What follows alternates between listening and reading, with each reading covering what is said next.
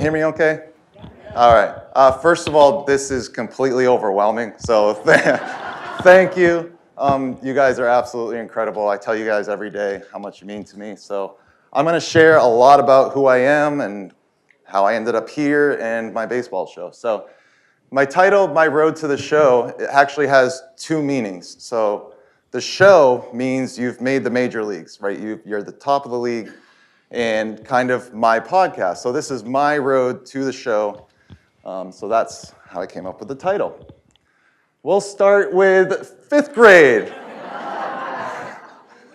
Little 10-year-old Nick, little short and chubby kid. Let's put him behind the plate because, he's the biggest target we have. So let's just put him behind home plate.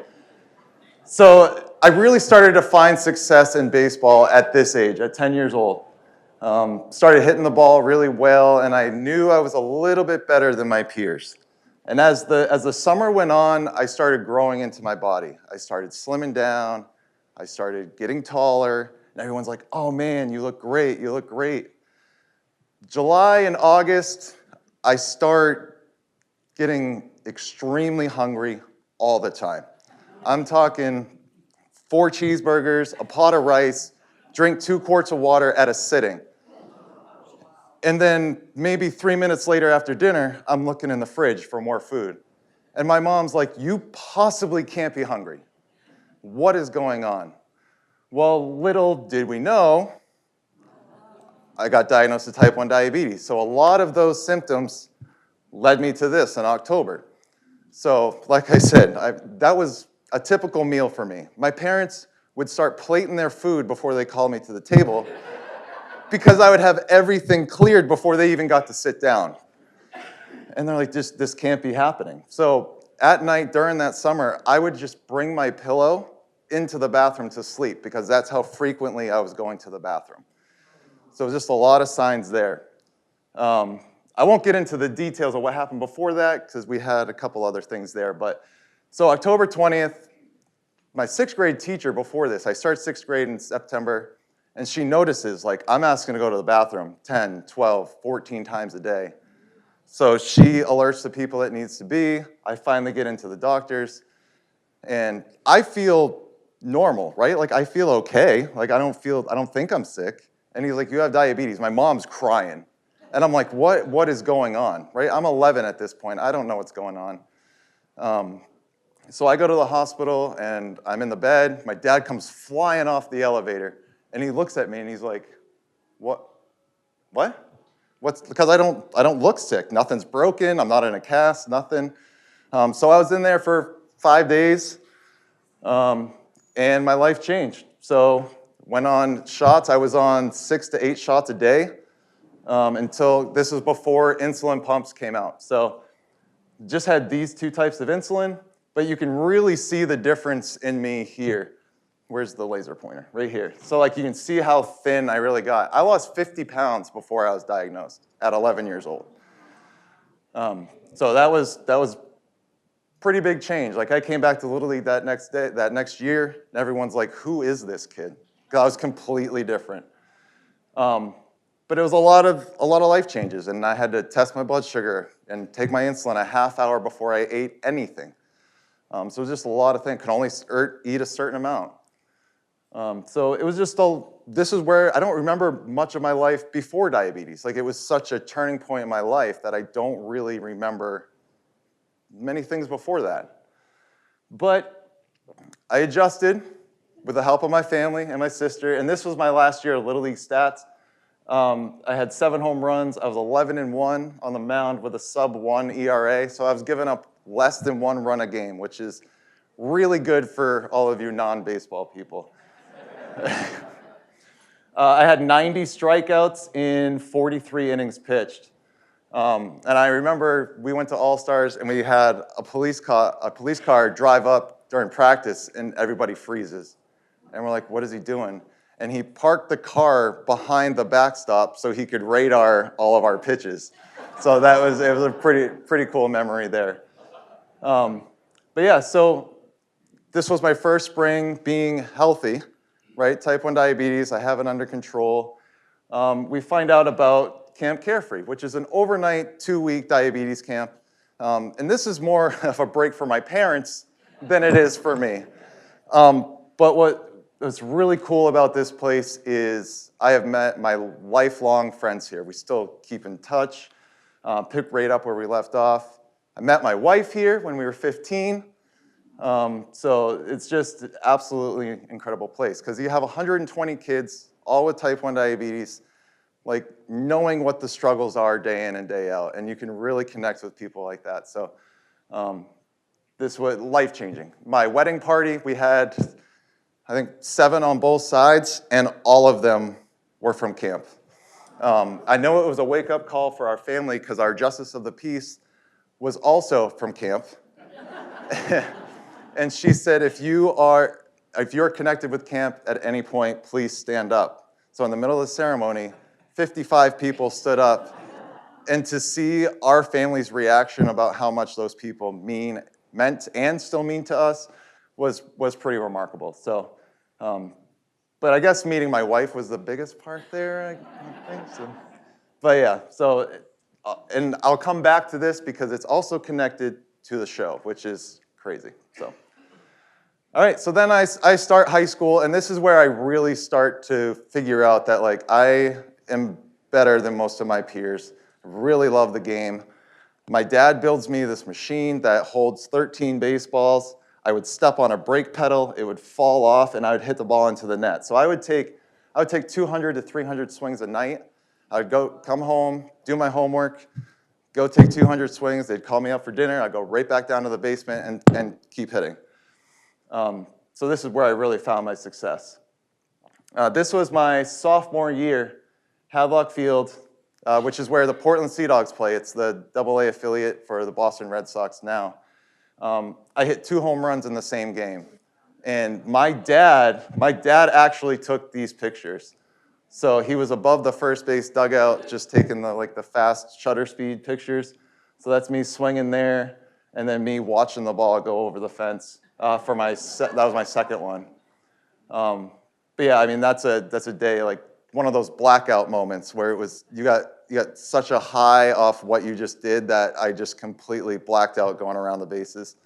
But it was a really, really cool and career-defining moment for me because this is when I really started to get recognition from colleges and other things like that. So, in my senior year, I got a reporter from the Portland Press-Herald reached out, and my story about my diabetes, I was a 3-sport athlete, and he's like, I really want to do a story on you. So he comes out, and he does a story on me, interviews me, and I didn't understand the impact that this was going to have across the diabetes community in Southern Maine. We got so many phone calls and emails about how much it meant to them, that I was a positive role model for their kids. It was a really cool way to spotlight it. But yeah, I always like being that role model for kids, and to show them that, it doesn't have to define you, right? It's just a part of who you are, and you can still do great things. So then I go on to college. We're the St. Joseph's College monks. We're the only college with that mascot. The only thing I don't get about St. Joseph's College is the girls' teams were also the monks, but they were the lady monks, which I don't think exists, but it is what it is. But it was still cool. Little D3 school in Maine, and we started our season in March. And if you've ever been in Maine in March, it's you don't play baseball in that weather. So we would go down to Florida for a week. We'd come back, and coach would be standing there with snow shovels and be like, get to work. So we spent 4 years shoveling that field off to get our season underway. But that's what you did, to play a 40-game season, and then your season was over. But this is where I met another one of my co-hosts, was at college, so St. Joseph's College. So 2018, here we go. My wife and I are like, you know what? We've maxed out what Maine has to offer. There's no job market for us. We've kind of hit the top. Like, let's just move, kind of reset. And we settle on North Carolina, as you guys know. So we pack up the U-Haul in an 8-inch snowstorm, and we take the 14-hour trip down south to Raleigh. We're living in Raleigh at the time. So 2019, this is where my kidneys are starting to shut down a little bit. So we've only been here for 3-4 months, and my blood work's coming back and can really see the decline. So we decided, and for me, to do peritoneal dialysis. So what that means is in July of 2019, I had to go in and get a tube inserted that would fill up my peritoneal cavity, which is kind of in your abdomen here. So 2 liters of fluid go in, it fills you up, it sits there for 2 hours, and through science and osmosis, it pulls all the toxins out through your peritoneal wall, and then it drains out. And then it does that 4 times during the night. So I had to be hooked up to a dialysis machine for 8 hours every single night. So in the middle of that, mind you, I get appendicitis. When I do it right. I'm sure you guys know that. But so yeah, my wife comes and I'm freezing, I'm sweating, and my wife's like, "You're not right." And I go, "Well, you already knew that." So we go to the ER. Well, first we go to my dialysis clinic, and I go, "Hey, I'm pretty sure I have an infection in there." So they put me on antibiotics. The pain still wasn't going away, and she goes, "Yeah, you definitely have appendicitis." So we go in there, get my appendix out, and I couldn't do peritoneal dialysis for a month.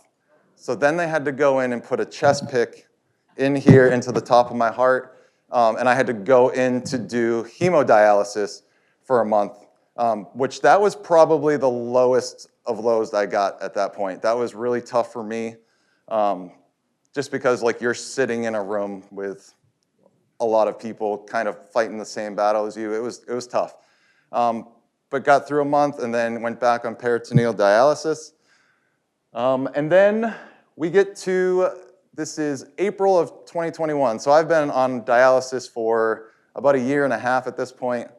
And one of my friends from diabetes camp was a kidney pancreas surgeon for upstate New York in Syracuse. And he goes, "Hey, you can be on as many kidney lists as you want in the country. It just increases your chance of getting a call to get a kidney transplant." So I'm like, all right. So my wife and I get in the car. We take the 10-hour drive to Syracuse. We meet with all the doctors. And then we come back, I think it was Wednesday morning. He goes, we get a call Friday afternoon, and he goes, "All right, you guys are officially on the list. Now you can get a kidney and pancreas transplant." So what that would mean is I would have a new kidney, and I wouldn't have type 1 diabetes anymore. So, which was, pretty ridiculous. And kind of weird because my wife still would have diabetes. So it was, we've been living with it together for so long, it would be weird to be like, just have one of us. But with insulin costs, it would have helped us a lot. But anyways, so we get on the list officially that Friday, and I go back to work Monday morning. And I'm at school, I'm teaching at the time, and I get a call, and it's my buddy, and he's like, "Hey, we have a kidney and pancreas for you." And I go, "Why didn't I just stay up there?" And I was like, "Are you kidding?" And he goes, "No, seriously, get up here." So I call out of school. Everybody at school is ecstatic for me. I go home. I'm calling my wife in a panic. She's trying to book last-minute flights, and to get to Syracuse, New York, the flights were like $2,000 a piece, like last minute, like that day. So I'm like, "Let's just get in the car and go."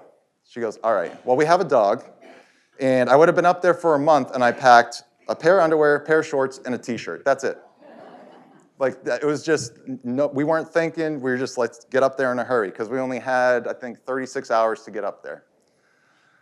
So we get all the way up to Syracuse, I think record time. I think it was like 8 hours. I mean, it was like pedal to the floor. To the point where my wife's like, "Pull over," I'm driving, and I go, "Okay." So we get up there, and it's at the tail end of COVID, mind you, right? So we go in to check in, and the lady across the desk as we're checking in says, "You can't be here," says it to my wife. And she goes, "My husband's having a double organ transplant tonight. Like, I'm going to be here." And she goes, "Oh, no, you're not." So we had to figure that out. So my wife ends up going to my buddy's house, who was the surgeon that was going to do the surgery here. So she ends up going. They get me upstairs. They get me all stripped down. They get me all sponged down, ready to go. And he comes in and he goes, "It's off." And so we had driven 40 hours in a week with nothing to show for it. So what happened was, unfortunately, a 16-year-old had died in a car accident in New Hampshire, and she was an organ donor.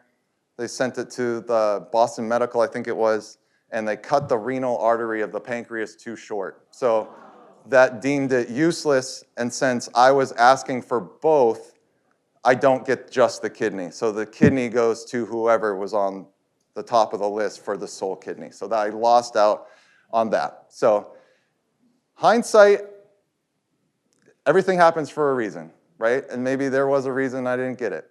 So that being said, my sister comes down right after that to see how I'm doing, health-wise, haven't seen her in a while. And she notices that the guest room that wasn't planned, but I had her staying in, was just full of dialysis fluid. I mean, boxes upon boxes, because we got it by the month. So, I mean, I'd go through 4 boxes a night. So you can imagine a whole room just floor to ceiling full of dialysis fluid. And she saw that, and she goes, "I didn't understand how sick you were." And I've always kind of been that way. I've always hidden kind of what I'm feeling. And all my friends know that, right? So they check in on me every once in a while, just like you guys do. You guys are absolutely incredible. You guys check in on me all the time, and it's much appreciated. So she saw how sick I was, and she was the 4th person, I think, that tried to match with me. And she was an absolute direct match. So we decided June 28th, 21, the surgery was on the schedule. So my transplanted kidney, which I tell everybody now, I have 3 kidneys. So they leave the bad ones in, right? They don't take those out. So those are still in me. They're just useless, kind of like my pancreas. So I got 3 organs not doing a damn thing. So I have so my 3rd kidney is actually right here in my pelvis. It sits on the right side here, just so the ureter and stuff has they don't have to cut as much out of my sister. So I was up that Saturday, that surgery was on Monday morning. I was up on Saturday running around, and she actually had a longer recovery. So when you donate, she had she had an incision here, here, here, and then below the belt line is where they actually pull out the kidney. They don't want to go in through the back. They go in through the front, and they cut, shuffle it down, cut, shuffle it down, cut, shuffle it down, and then pull it out. So she had a little bit longer recovery than I did, which she despised me for. But, but also, they're cutting something out of her and just placing something in me. So that's the other difference there. But, yeah, so I'm standing here today because of my sister. So pretty damn awesome. All right, so this all kind of leads into my show, because it's you know what? I've lived some life. It's time to do something that I love to do. My wife was on board. She's like, I understand that I'm your second love. Baseball is it, right? And just get out of my hair, please. So I start this, and Harrison, who I went to college with, is my co-host today still. He started this journey with me. I threw it out on Facebook, and I was like, hey, looking to start a podcast. Anybody interested? And first he scrolled by it. He's like, nah, I don't want to. Then he came back to it, sent me a message, and that was that. Sean, who we also started this journey with, I met at diabetes camp. So there's just another connection there. And as we start, we're the first episode in, and Harrison goes, you guys probably know my cousin. And I'm like, what? His cousin also has type 1 diabetes, who also went to the same summer camp as we did. So it was just kind of all connected, meant to be. So that's how we started Rounding Third Baseball Podcast. These are all the guests that we have had so far on the show. So we started this October of 2022, I believe. On our first guest ever, who is Jim Rowe, right here in the upper left. I lost my light here. There, right here. So I know his wife through diabetes camp. So she was the assistant director. And right after the '04 World Series, when the Red Sox broke the curse, right? He came, he showed off his ring. I got to wear it. You know, my year was made. My life was made. I got to wear a Red Sox World Series ring. So he came on like episode 3, and if you're interested, don't go back and watch that. Harrison and I are awful. We have grown a lot with interviews and just kind of talking in front of a camera. Neither one of us had really done it before, so it was really, really tough at first. But Grant Levine, he was a New Hampshire native. Somebody that we went to college with was his coach, and he got drafted out of high school, so I got to interview him. Cam Beckwith, right here in the middle, really cool story with him. He was from my hometown in Maine, and their team made the Little League World Series. They went all the way to Williamsport, and I played college baseball with his dad. So I was like, hey, would Cam be interested in coming on the show? And he goes, oh, absolutely.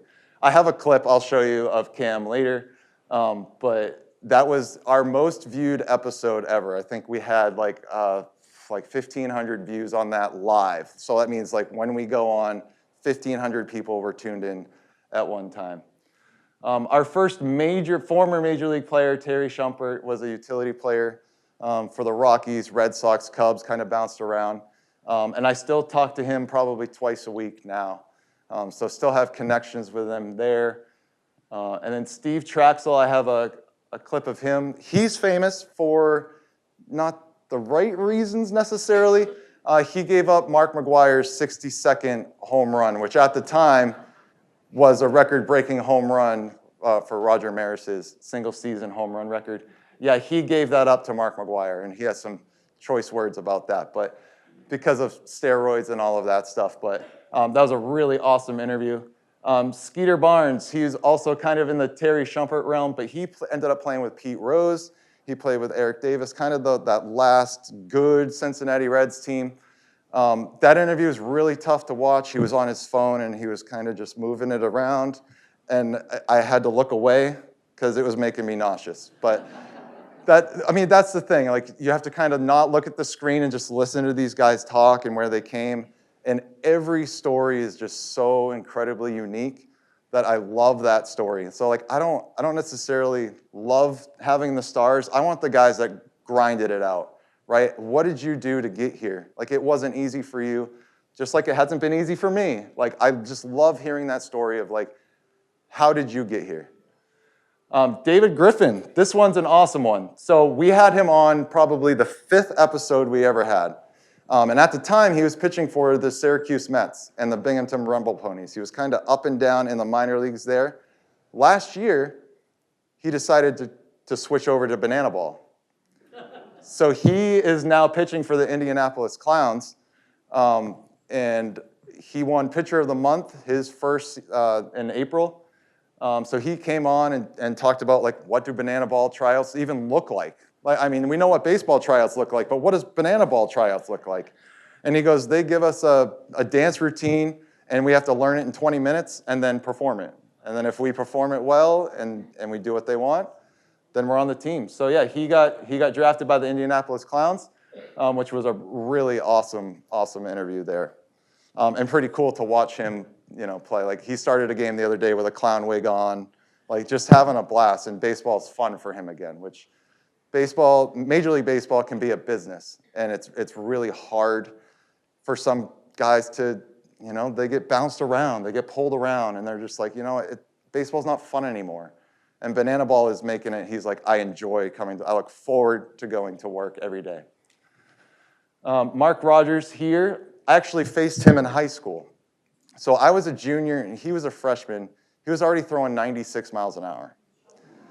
And yeah, he struck me out on 3 pitches, twice, at 14 years old. And I had never seen anything like that out of anybody, let alone a 14-year-old.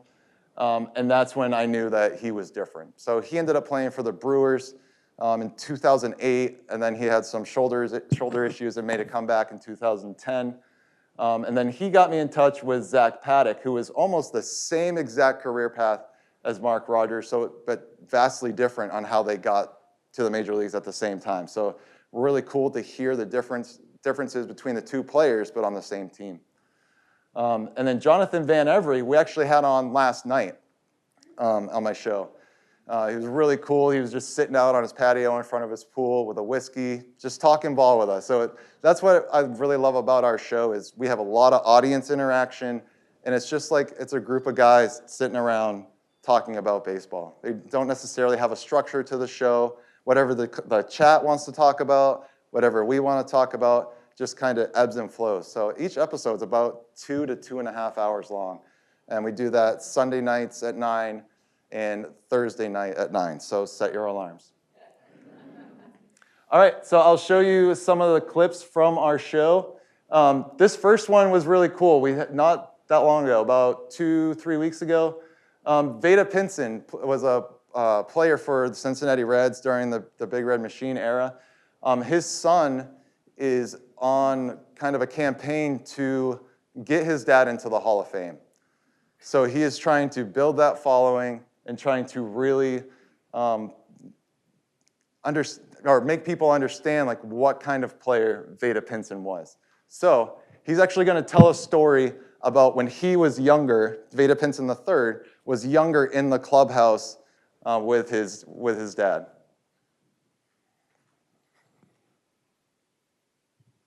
I think.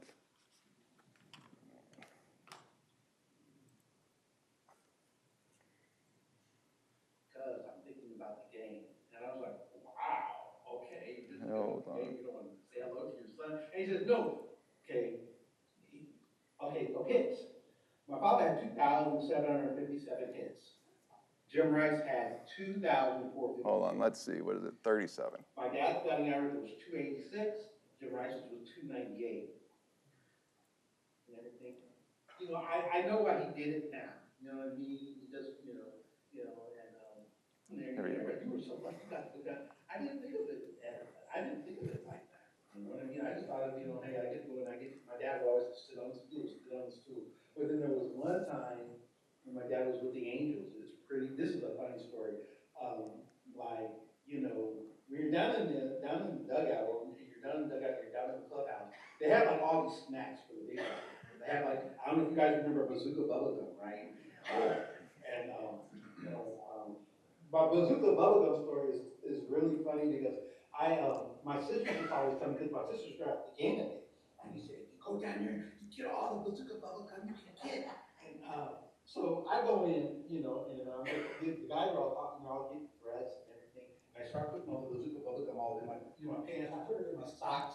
And I started doing all the stuff. And then Frank comes up to me, and because Frank is actually with the Angels with my dad too, and they got somebody's got all the bubble gum again, and I just kind of look at him, and I was like, I kind of, I know. He said, and my dad used to, well, they used to call me Manny, not Beta back, because we all had the same name. But then he said, "You take all the gum," and I said, "No, it's Valerie in the name too. My sisters all wanted some, so I was trying to bring in some." And he saw my pants bulging out. Frank picks me up and he starts shaking. And that's what he said. And I just remember my dad said, "Don't drop my son's head, Frank." That's so funny because I remember that too. Yeah. So that's Frank Robinson that was playing with his dad. That's what he was referring to as Frank. But yeah, absolutely incredible there. So Steve Traxel here. I marked 4431, I think. So to preface this one, I had asked him about. So he was with the New York Mets at the time of 9/11. And was just asking kind of what that looked like for him. Across the street from our hotel. So they evacuated the hotel, they evacuated us, because I guess at some point they had intel that federal building could possibly be a ticket or a target. I'm assuming all federal buildings were probably a target. So they took us out to this hotel out in the middle of nowhere. And just like everyone else, we were just absolutely glued to CNN in stunned disbelief. So then we were back in New York, I think the night of the 12th or early morning of the 13th. And Shea Stadium was a staging ground. they were using the parking lot for supplies and, assistance to take everything down to ground zero. So, we were there pretty much every day helping out, loading trucks, stacking donations, whether it's, any kind of supplies, gloves, boots, dog food, bottles of water, masks for downtown. And then it's like, I live in Connecticut and in Stamford, and, I'd go home at night and you go to pass by the train station in Metro North, and they were starting to tag cars that were there for 3, 4, 5, 6 days and hadn't been moved. Obviously they ended up being, those were all cars that guys worked in the towers, so, they started towing cars, because they, just, then you start talking to our security guards who were obviously all ex-police or part-time police or both, and, their buddies, they're telling stories, we're waiting to hear from this guy, we're waiting to hear this guy, and then firemen, and so kind of, we all knew somebody at some point, and then it started, the numbers just started to grow, people that we knew and all that. It's like, okay. Yeah, so like it's not always fun. Sometimes we ask the tough questions like that one. And for me, like that was a big, I mean, for all of us, we all remember where we were that day. And to have somebody kind of really on the front lines as a pro baseball player, like he said later in the interview, he's like, we weren't pro baseball players at that point. Like we were just all helping. It was all hands on deck. So it was just a really cool moment there. And then I'm going to show you Cam. So being from Maine, we don't have many people in Maine, period, right? So he's played in front of maybe 20 people his entire career. So we ask him the question, what does it look like when you get to Williamsport, Pennsylvania? So, and this is Harrison asking him that question.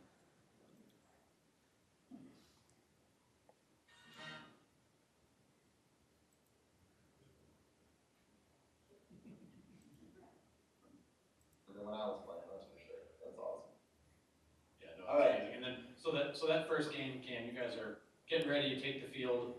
Are you nervous, or are you just like, it's just another game, we've been doing this all summer? What's that feeling?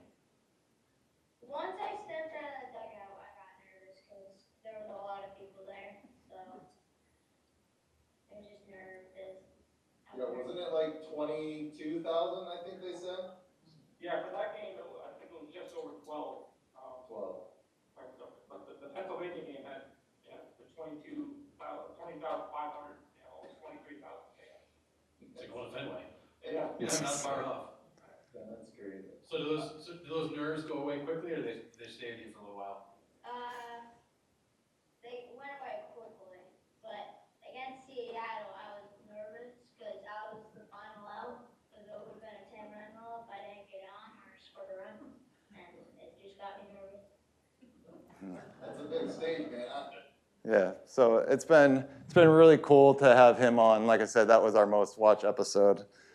He had some other pretty funny stories in there about like what it was like living with the other teams from different countries.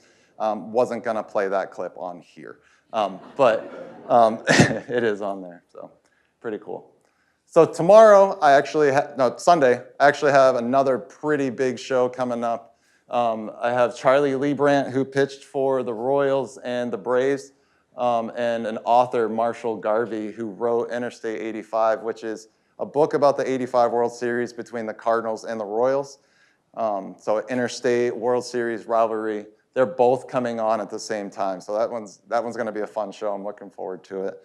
But yeah, in a nutshell, that's what I do when I leave here. I go home, I work on the show, I work on the graphics for the show. But this is where we're standing right now in our followers. So we have 38,000, almost 39,000 on Facebook. We're almost about ready to get monetized on YouTube, hopefully soon. But we have 1,000 subscribers there, which is a pretty big deal in the YouTube world. But we've been at it for 4.5 years, so pretty cool. And then Instagram, which gives us nothing, it gives us 3,500 followers there. So we have over 40,000 followers on all our platforms combined. We average anywhere from 7.5 million to 10 million views a month that's all our content. We do trivia questions, we do debate questions, topics, hot topics around the league. So it's just fun. It's a great outlet for me. I put a lot of energy and time into this, and just absolutely love it. So thank you guys, appreciate it.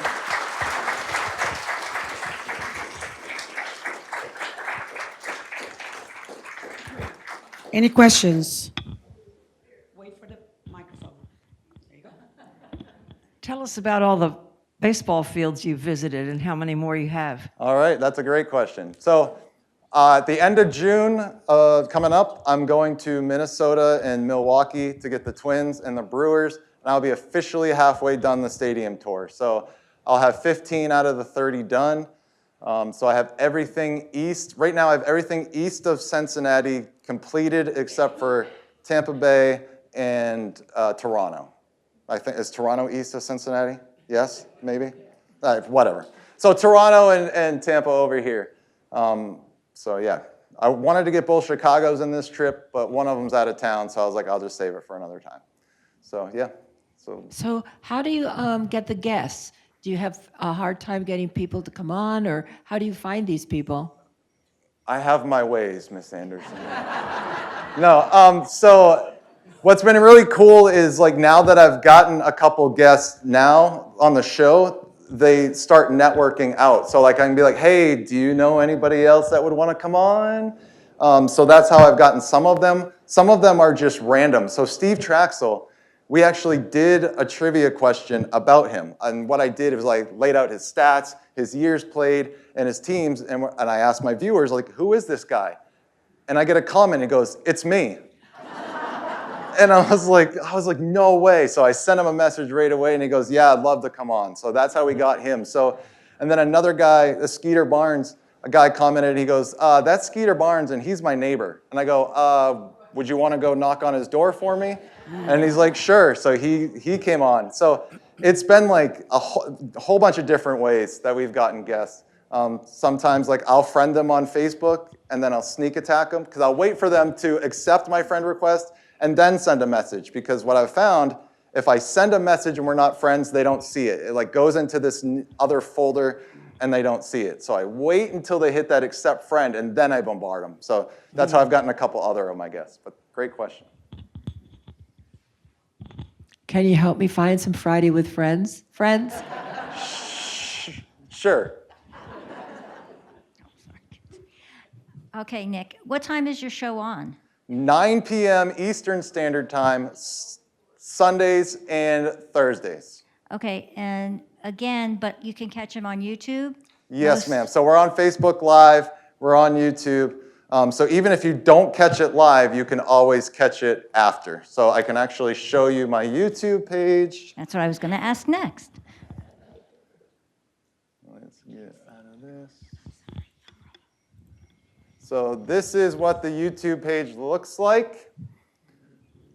And we have like all the videos we've ever done is on this page.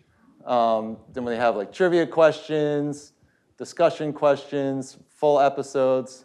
So yeah, so like I make all these graphics with Canva. So everything you see up here, that's all me piecing together photos and making backdrops and stuff for them, which is kind of fun. Again, it's kind of my creative outlet there. But yep, that's the YouTube page, and the Facebook page, it looks just like pretty much the same as the YouTube page, but that is what the Facebook page looks like as well. Okay. So. Nick, how about the fact that baseball is a seasonal thing? How does that affect your broadcast and so forth? Are you just within the baseball season or what? No, we go year round. So especially with a year like this year, if you're not kind of up on baseball, they're having union dispute right now between the players and the owners, and that's going to carry on all through the off season. So diehard baseball people are always looking for baseball content of some sort. And this is a very hot topic because we might not have baseball at all next year. So everybody is on the train of discussing that. So that's another thing with us is trying to find those topics that everybody in the metasphere, the internet's talking about, and bringing those topics to the forefront, which gets eyeballs on our stuff too. So, but yeah, we do it year round. Nick, you said you were almost getting monetized on YouTube. What do you have to get monetized? We have to get another 3,000 watch hours in the next Okay, month. so if we all sign up and watch you, will you get there? Yes.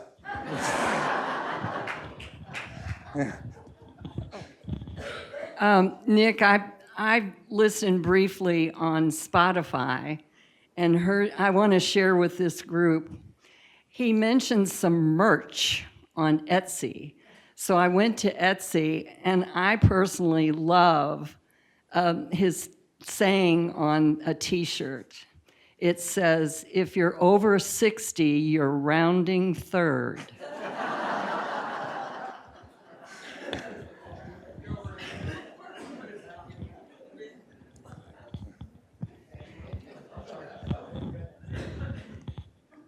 Nick, do you receive any corporate sponsorship? Not yet. We're still hoping. We're not quite at that like top influencer levels. Like they're looking for people that have 1 million plus followers. So they're looking for people that are way up there to get a corporate sponsor. I have had a few local ones just sponsor like one episode, which is a big help for us because that takes away, because we have to pay for Canva, we have to pay, like there are costs to run the podcast. So just even those little local sponsorships have really helped out. But yeah, no corporate yet, but trying.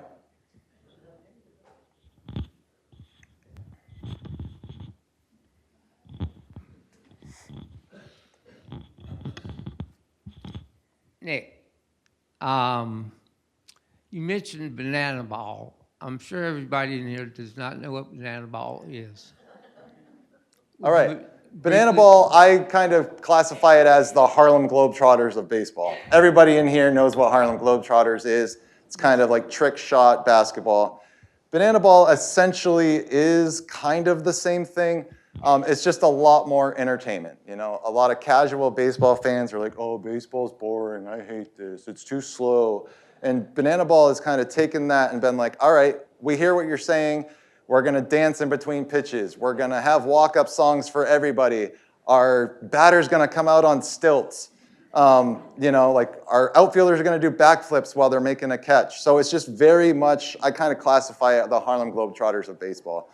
But that league is exploding, and it's putting some pressure on the MLB because that generation of kids is now growing up watching banana ball because it's exciting, and they see it on TikTok, and they see it on all these platforms where you don't get to see. MLB doesn't exist there. MLB doesn't want their stuff there. So they're actually kind of losing that younger generation. So when my generation, and maybe a few years younger than me, kind of go away, what's the health of MLB look like? I don't know. Does banana ball take over? It could. I could definitely see it because the guy that owns that is very forward-thinking. If you've never listened to him talk, he is, even if you're not a sports fan, listen to his thinking. It's unreal. He's always thinking 10 steps ahead and thinking about the bigger picture. So his name's Jesse Cole, but pretty cool. Anyone else? Any other questions or comments or concerns? No? Ask them in the back. But again, thank you so much. Like this is absolutely overwhelming about all. I mean, this is a testament to what you guys mean to me, that you guys all came out and wanted to hear me ramble on for 45 minutes. So I really appreciate it. I love you guys so much. You make this job so much Thank fun. you.